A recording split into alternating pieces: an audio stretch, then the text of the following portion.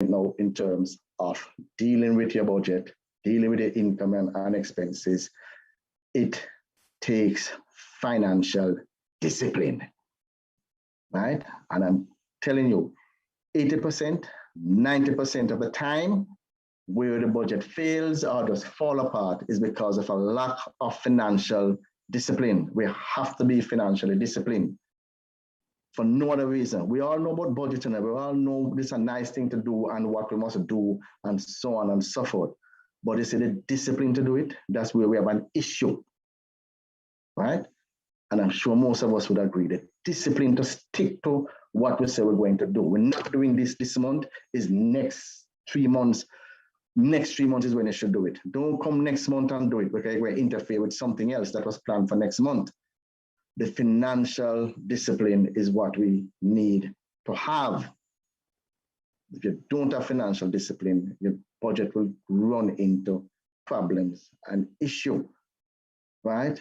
It's nice to buy your wife a nice expensive gift. You know a birthday coming up 12 months ago, you can plan for it, right? Don't just the day before go into the savings and go somewhere, take out the money and buy it and that nice expensive thing, and then it just throw everything out of whack. Then when things can happen, it's a quarrel. And you can say, but me buy an expensive thing. Yeah, but we never plan for it. We need to deal with it in a timely basis and in a way that it does not disrupt the financial base that we're trying to build. So it's nice. So I'm saying that it's not all nice things you should really pursue to the detriment of your financial stability. If you want to do something nice, plan for it. We're not saying you can't have it, but plan for it. Very, very important, right? So let us build up the financial discipline in terms of how we manage our income and expenditure. And I'm going to speak to what I call now some budget breakers. And I think I touched on it a while ago. You need to avoid some budget breakers. That's what I call them. Impulsive spending. Well, I just spoke to that. You can't just suddenly decide on something that's nice and you think that the family will love it and so on and so forth. A nice thing to do, but it is destroying the family base, right? Impulsive spending. Just walk past something, see something nice, and you just feel you must have it and just go buy it, right? So avoid impulsive spending, right? Borrowing for every little thing. I know Gateway is a very nice credit union. We love our members. We take care of them. We treat them with excellence, right? And we like to see them. But sometimes it's not every little thing that comes up really, you should run to borrow. You know, sometimes we don't think it through, but because the credit union is so nice and we're all nice to you, then every little challenge come up, you run down to Gateway and we are happy to help you. You run down to Ms. Carshaw in Lucy, you run to Mr. Malcolm in Fairview, the manager there, you run to Mrs. Samuels at Church Street or Mr. Needham in Falmouth. You know, and they are happy to help you because they love seeing you, you know, and love taking care of our members. And so every little thing you run to deal with it, but sometimes you can think through things carefully and you can plan for the little things. So you don't have to go and borrow for every little thing, all right? We love to see and we love to lend you, but sometimes you have to be careful that you don't put your budget in problems, right? So remember that, all right? So that's a discipline of thinking through things. Sometimes you can wait. Sometimes you can even save toward these little things so you don't get it now, but a couple months down the line, you can have it because you're safe towards it, right? So bear that in mind. Not paying your bills on time is not a good thing to do. If you don't pay your bills on time, it simply means it's going to pile up. And when it piles up is when it gets difficult to deal with. And when it gets difficult to deal with is when you sometimes come and run to borrow for deal with these things. It's not a good thing to borrow for a current expenditure, all right? Because you're going to have to deal with them on a monthly basis. So you're going to keep borrowing. Pay your bills on time. That's why you create a budget. And remember, at the top of that list, I have your rent, your food, transportation, and the utilities, because that is what keep you going. You have to eat, you have to travel, you have to live in a house, and you have to pay your bills because you need light, you need all that kind of thing and so on, right? So pay your bills on time. Don't let them pile up and get ahead of you, right? Critical and important. All right. Not paying or part paying on your loans or your credit cards, meaning that it will pile up too, because interest can pile up on your debt, and you still will owe it, right? And it becomes a problem in terms of your budget, and it becomes a problem in terms of building your financial stability. And I am going to issue, well, I don't want to say a stern warning, credit cards, credit cards, credit cards, credit cards. Please, if you don't have the discipline to manage a credit card, keep away from it. It's nice to go in the store or wherever and flick out a card and just pay for something. I have seen it. I am speaking from experience. Every day, practically every day, we get a member coming in to refinance debt. And 90% of the time, it is credit card. Credit cards are very expensive debts. Very expensive debt. And if you don't know how to manage a credit card, please try and stay away from credit card. If you want to have the discipline, pay it off and cut it up. I have seen it. So they come every day to refinance, and most of it is credit card, and you refinance it. So you give them a lower loan than interest rate on the loan than what the credit card would charge, and they're nice and happy, and they must be paying X amount, and they start paying X amount. In another couple of months, they're back again to refinance the same credit card. No, that's a lack of discipline. And I've seen it happen. It will take you down. If you can't manage credit cards, stay away from it. It's a very expensive form of borrowing, right? And people use it to fund their current expenditure. They use it to pay light, water, and so on and so forth. Stay away from credit to deal with those every day, every month recurring expenditure. Not a good way to go. Credit card has its use, yes, I'm not saying no, right? But credit card as a cycle, and you must know the cycle, because if you use a cycle properly, you pay a little or no interest, right? So you must know what you're doing with a credit card. So it will break you down, right? And it will break down your path to achieving financial stability. Ladies and gentlemen, credit card is a monster. Try and avoid credit cards if you can, or if you don't have the discipline to manage it. But if you can manage it, fine. But from where I sit, I have seen it. And some people are just locked in a loop. The card, then put it down because I'm about to take it down, then them go up again with it because it's so easy to flick and to pay. All right. So these budget breakers, avoid them, please. And I have spoken to the whole thing of credit card. And do you know that some people have more than one? Some people have more than one.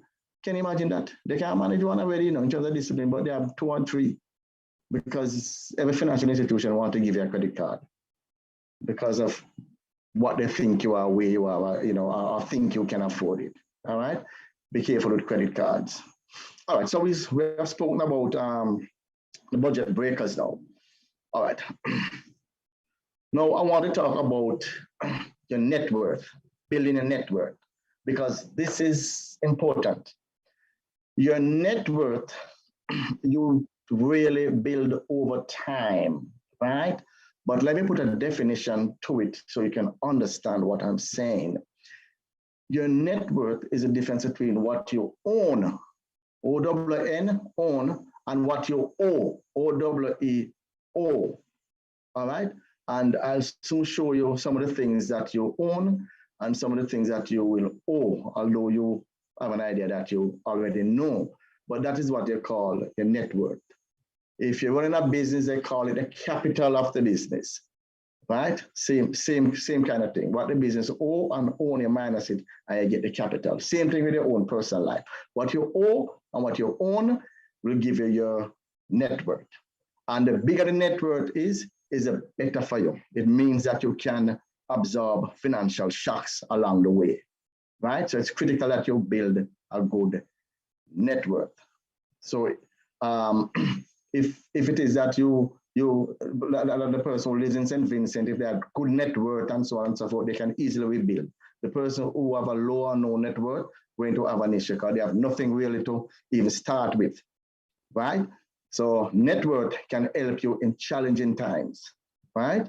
And financial institutions love people with high net worth because they call them high net worth individuals, and they love to do business with them because when you lend them money, they have the capacity to really pay you back.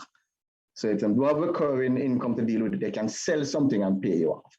All right, so you hear them talk about high net worth individual. So we have a few in the credit union, but most of our members are building high net worth, right? And so we help you always to build high net worth by allowing you to acquire the things in a timely manner and in an affordable manner so you don't disrupt the financial stability of your family. Net worth should really be positive, but it can be negative. When I was 26 and I just got married, thinking back now, my net worth was probably negative because I didn't own a home yet. I had a car, but then car depreciate. So the minute I buy the car, that is my asset, what I owe. But when I value it, it value lower than what I originally pay for it. So if you minus a two, I'm in negative. You understand what I'm saying? But then I was saving towards my home. So you'll see a little later on how my asset increase and how my net worth begins to build now, because eventually I'm going to own more than I owe. All right. So I remember that little part about saving out of your budget. That savings that you have in your budget is what is going to help you to build your net worth, because you're going to invest in some different asset, what we call asset class. So you can buy property, you can have long-term investment, JMB or somewhere else, or in the credit union. But of course, you can buy stocks and shares and bonds and so on. So you have different kind of what we call asset class that you now own. And if you don't owe much or you own more than you owe, then you'll see that your net worth is building up. But in early years of a family life, your net worth is probably going to be very low.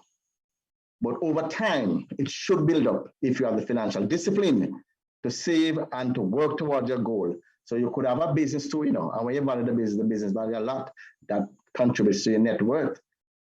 So it's important that it's not just about covering your monthly expenses from your income and so on, but you want to acquire asset that will give you a good, stable economic base that we call your net worth.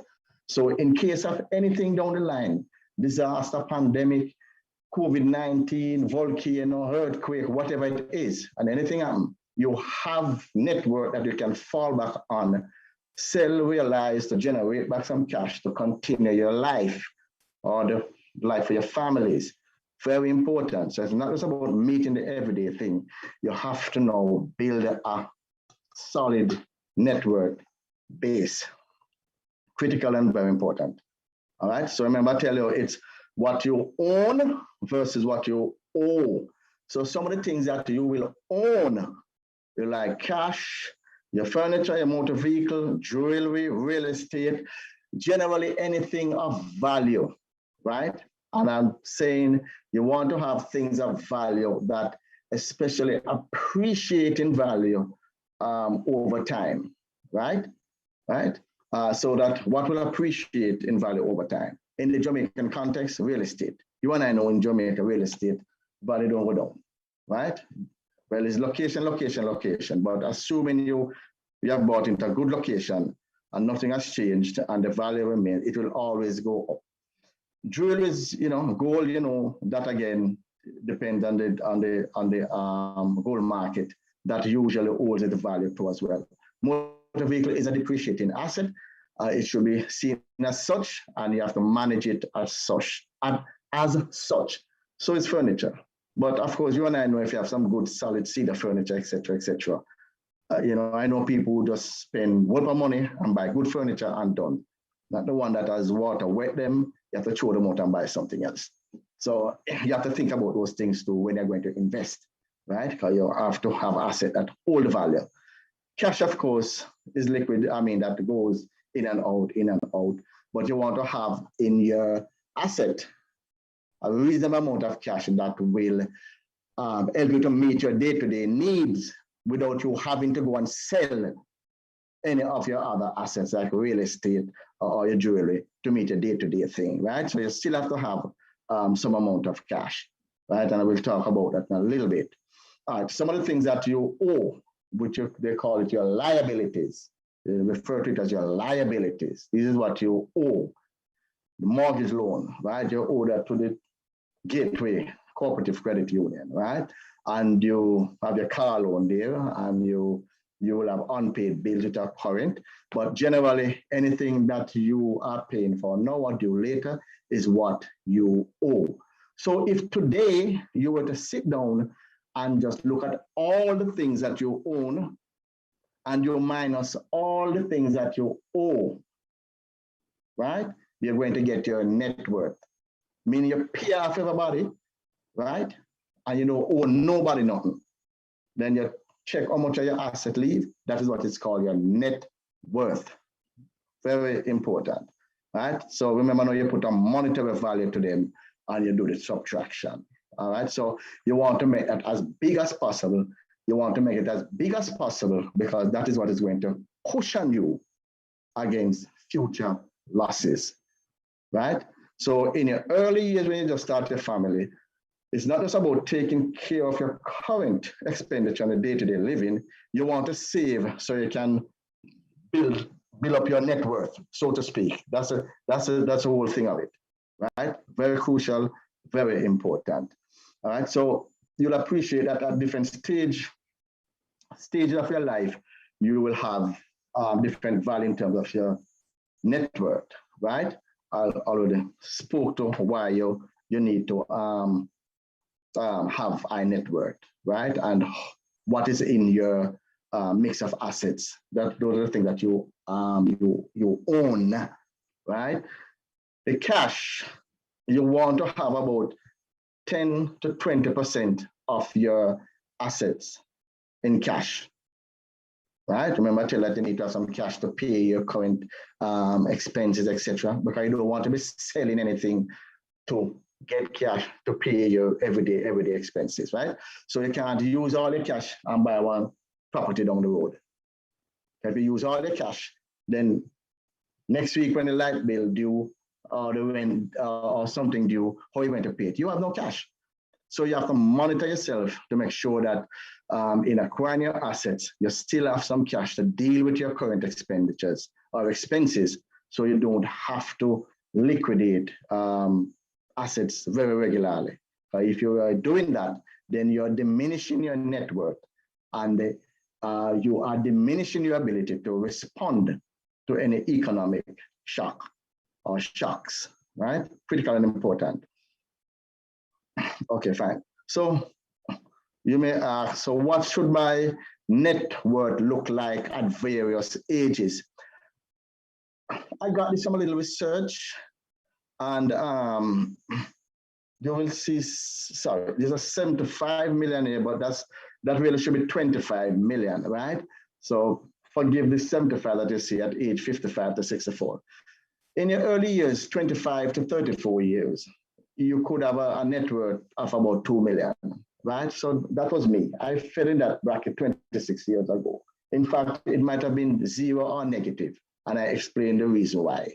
Because I had asset that was depreciating, and I really didn't buy any property yet, myself and the wife, and we never even have a child yet. You follow what I'm saying? Just planning, just getting off in life, so you're taking care of things that are current. In terms of buying a car, because you have to go drive to work and and then when a child comes, you have to pick up school, drop off, and so on. 35 to 44, you're looking at a net worth of about 8 million. 35 to 44, you should be thinking about buying a home now and start paying mortgage, looking at investing in playing around with some stocks and shares and so on. And you want to do that early because those are high risk investment that if you make losses, you have enough time to recover those losses, right? I wouldn't advise that for people 65 years or older are moving to retirement to take too much risk in terms of that asset class, right? If you're 45 to 50 years old, 15 million, that's what your net worth should look like. 55 to 64, it's 25 million, not 75. I'm sorry for that error on the slide. And 65 and over, 35 million. I had a little bit of reservation posting these numbers. Well, the lower ones are fine because when you are young or a young family just starting out, you're building, so you're not very much net worth as it is because you're just acquiring assets. And usually what you're acquiring early are depreciating assets that will get you going in life, and then you build up over time. But in the Jamaican context, and I think in the context of a depreciating dollar, in the context of we have a low interest rate regime now, not sure how long that will last, but I pray that it does. But I think that net worth figure should be a little bit higher based on what is happening, right? But I wanted to get the point that over time, you should be building up your net worth, right? And the older you get, it is critical that you build this network or build this base, because then you're moving into an era where you're probably moving into retirement, et cetera, and you can't do much after that in terms of earning. And matters are even worse if you did not put a pension plan in place early in your life or the life of your family, right? So it is important that you think on these things in terms of building a family base, because when you get older, you don't know what's going to happen. And remember that, God forbid, your demise, when you go, you still have the family left behind, and you want to ensure that they are able to survive and to go on with life, you know? So let us understand that. So it's the net worth is for the family, it's really not for the individual. It's the total asset of the family against what the family own and so on. So you really want to make that as strong as possible. But what I wanted to get from this slide is that as you grow older, you should be building your net worth, all right? Very, very important, right? All right, I want to speak now to, and we're coming down to the end now. There's some little tidbits, and I think I mentioned those before, but I want to bring it again in front of you because it's important on the way to building stable financial base for your family, right? And to be able to hold the family together. Very, very important. Make savings a habit. And we just spoke to that in terms of the budget and why we save. We save to invest, and you try and invest in assets that appreciate in value. And you are investing in assets that appreciate in value because you want to build your net worth. And building your net worth gives you a stable financial base, makes the family financial base stable, right? And you purchase assets, as I've said, that appreciate in value. Set aside an emergency fund, right? And that really should come out of another form of savings. And it is recommended that you set 3 months income aside that would normally cover your recurring expenditure. So if you are between jobs, right, then you don't find one yet, or something is happening and you have to be out of a job, have at least 3 months money set aside to deal with those recurring expenditure, right? The emergency money to deal with your short-term living expenses. Have at least 3 months money set aside. And I can't emphasize it strong enough, plan for your retirement. The sooner you start, the better, right? And I think some of us would know that in Jamaica, a lot of people retire, but they never have a pension yet. They never have a pension plan, they don't save towards anything. Those numbers are pretty much low. It put a strain on the social fabric of the economy, Jamaica. It puts the NIS under pressure. As you know, NIS just went up because the actuaries look at the numbers And looking down the line, they have to increase that contribution now to be able to deal with the NIS pension fund that pays after you retire. So and it helps in your income a little later when you retire, right? So, and you and I know that will never be enough to deal with your expenses on a regular basis. So it's part of it, yes, but it's important that you also plan for your retirement additionally. Very, very important, right? So plan for your retirement. And if you can do more than the statutory requirement in terms of your pension savings, you should participate in the voluntary side too as well. It adds to the regular pension and it makes your pension larger when you get to retirement, right? So you can participate in the voluntary side of contributing to your pension. Review the family budget in a timely manner. And I already spoke to that in terms of why it is important, because it's not if things are going to change, they are going to change. And especially in a Jamaican climate context where the exchange rate changes, a lot of things changes, you're going to have to review the budget in a very timely way. And that's where the communication comes in. That's where somebody who's in charge of the budget lead the conversation in terms of what changes need to be done, track it so that we keep in line with the budget, make the necessary changes, and to do what we have to do. Ladies and gentlemen, I have tried to, in the time, give you a little synopsis in terms of what we need to build a financially stable family. I tried not only to cover the numbers, but I tried to cover a little bit of the social issues that will arise. And we are a church family. And I know that the very foundation, of course, is having a strong Christian family background. It is knowing your Creator. It is knowing what is required of you from Him, and to be guided, by the Holy Spirit, and to ensure that you have a strong relationship with God, and that you learn to listen and to hear His voice. And prayer is critical. Prayer is important. The family that prays together stays together, and the family that plans together will also stay together in terms of their finances, right? And everybody has to understand what it takes for the family to really be financially stable. All right. So I think with that said, the last point I want to make is proper estate planning. And I spoke to the fact that maybe the main breadwinner might demise or pass away. It happens. It's a reality, right? Make sure that a will is made. The family makes a will, right? Those assets might be in both names or might be in single names and so on.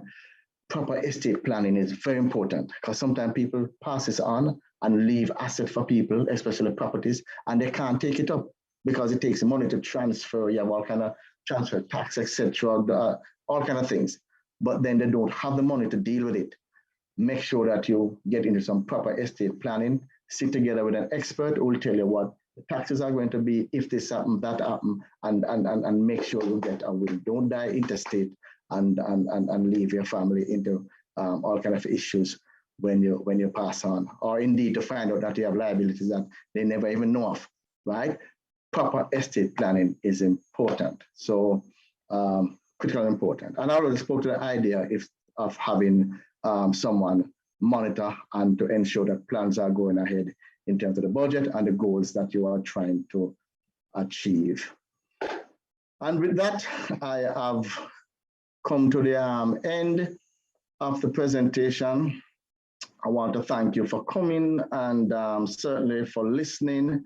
And well, there was a little song I'm going to play, but I think I'm going to pass it on by the Maytones that says Money Worries. Some of us who are from that era will know it, but in your own time, you can get onto YouTube and listen to the Maytones singing about money worries. And we're all in this seminar or discussion is where we're really trying to avoid money worries and money worries for our family. And once we avoid that, we will build a financially stable family. So thank you for listening, and we are now open for questions or comments. Mrs. Toba Anderson, I hand over back to you. Thank you so much, Mr. Bedesi. I am so sure that our viewers will agree that it was a very thorough presentation and also very, very informative. I must extend apologies. During our production this evening, we had significant internet issues, and as such, some persons were not able to follow us as they would have liked, or as we would have liked for you to follow us on YouTube and also on Facebook. But the presentation will be uploaded for those persons who missed us. The presentation will be uploaded in short order. Question though, Mr. Bedesi. You know, one of the problems I think that families face, especially in, you know, spouses, is the my money, your money, our money story. And I think that can be a significant hindrance to coming up with financial stability in a family. What would be your advice on that? So true. My money, your money, you know, but the family money, if you have a family, then the money belongs to the family, technically. I mean, you'll have the main breadwinner, of course, but the decision to have a family is a decision to have a family. And which is why it starts with communication. Because if you communicate at first in terms of what you're trying to achieve, what you're trying to do, then it will clear a number of things going down the line. You follow, you understand what I'm saying? So it's, as I said, it starts with communication. And I kept repeating that word communication because that is what will avoid that kind of language, that my money, your money, this money, my money, and that kind of thing and so on. No, it's a family money and we're working towards a common goal and a common purpose. Now, I'm not saying that if individually you will not be allowed to have your little thing on the side. Everybody have the little thing on the side. But once you have planned and you have a goal in mind, as a family, you must work towards that goal. But you and I know that you want to buy the wife a little thing, wife want to buy you a little thing, and so on. So I mean, we're going to have a little thing, but it and that happens. But whatever you do, make sure that once the plan is made, the budget is made, the goals are set, our direction is set, then as a family, then we must do all we can to achieve those goals and those objectives. And once you do that and you're achieving your goals and your objectives, then you will get less of the language of my money and your money and all of that, because we're working towards a common goal and a common purpose. That will be my response. Mrs. Toba Anderson. Okay, thank you. And another one, with COVID-19, a lot of families have found themselves boxed into a financial corner, so to speak, you know, where some members would have lost their income. So there's a reduction in the disposable income of the families. Any advice to those persons or families who are, you know, currently trying to navigate these rough waters, how it is that they, you know, can cope and, you know, how it is that they can recover? That's a real question. It's a real question because it's really happening, you know, and there's no one fix. Every situation will have its own surrounding, I don't call it issue, but it will have different circumstances. So I spoke to net worth. Some will have good enough net worth to fall back on, some will not have. Some will perhaps have to lean a little on family, some will have to lean back on their financial institution. So it depends on the circumstances. But what is critical and foremost is that you can't throw up your hand and die, because you have a family to deal with and you have a family to maintain. So if you are in the tourist industry or tourist-related industry and that has fallen off, as we are experiencing, we find that people are moving to different areas. So I've seen taximen selling fruits from the back of their cars. Right, I've seen it. I've seen and recognized them, and they're selling fruits on the back of their cars, and they're doing different stuff. They are delivering groceries or doing some things. So there are a number of things, and you're really going to have to put your mind to it and to really do the application to survive wherever and how you can legally. But this is where Gateway comes in. Gateway as your financial institution. Because right now as we speak, we recognize those issues, we work with our members. So we grant them payment holiday on their loans. If they need to borrow a little to do something else, we're working with them. So, in the long and short, you're not alone. And so your financial institution at this time shouldn't be taking away the umbrella when the rain is falling, but they really should be drawing closer to you and put that umbrella over you and work with you through your situation. It's a difficult one now, and like I've said, there's no one fix, but it is important that we work together and we understand what's happening.